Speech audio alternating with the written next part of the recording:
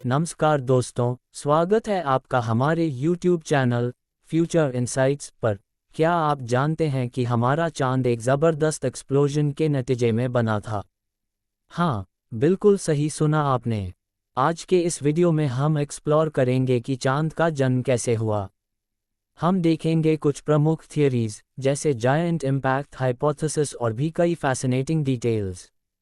मेरा नाम रितेश, और अगर आप भी मेरे तरह चांद के राज से फैसिनेट हैं तो ये वीडियो आपके लिए है। तो बिना देरी के शुरू करते हैं आज के ये वीडियो को। चांद की उत्पत्ति के बारे में कई सिद्धांत हैं, लेकिन सबसे प्रमुख और व्यापक रूप से स्वीकार किया गया सिद्धांत महान टक्कर सिद्धांत जायंट इम्पैक्ट हाइपोथेसिस है।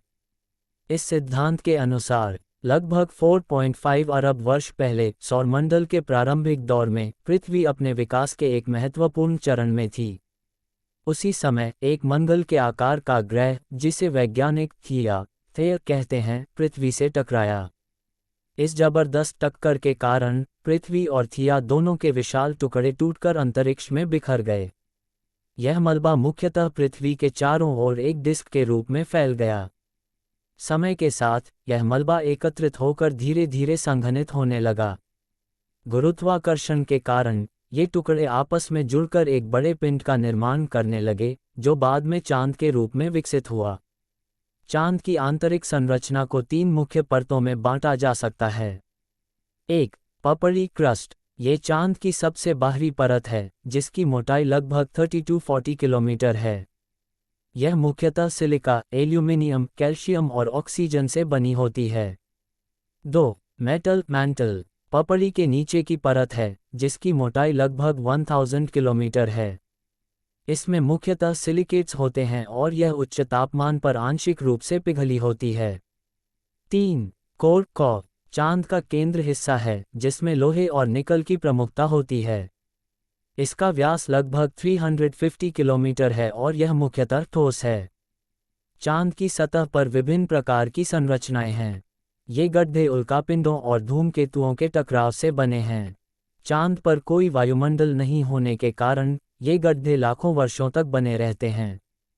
ये बड़े, गहरे और समतल क्षेत्र हैं, जो प्राचीन ज्वालामुखीय गतिविधियों के परिणामस्वरूप बने हैं। यह क्षेत्र मुख्यतः बेसल्ट से बने होते हैं।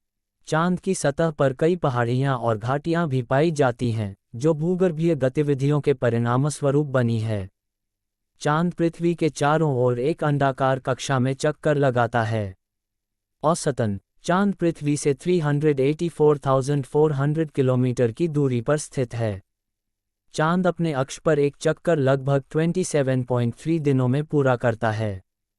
ये घूर्णन अवधि और पृथ्वी के चारों ओर कक्षा में घूमने की अवधि समान होने के कारण चांद का एक ही पक्ष हमेशा पृथ्वी की ओर रहता है, जिसे समानुपाती घूर्णन सिंक्रोनस रोटेशन कहते हैं।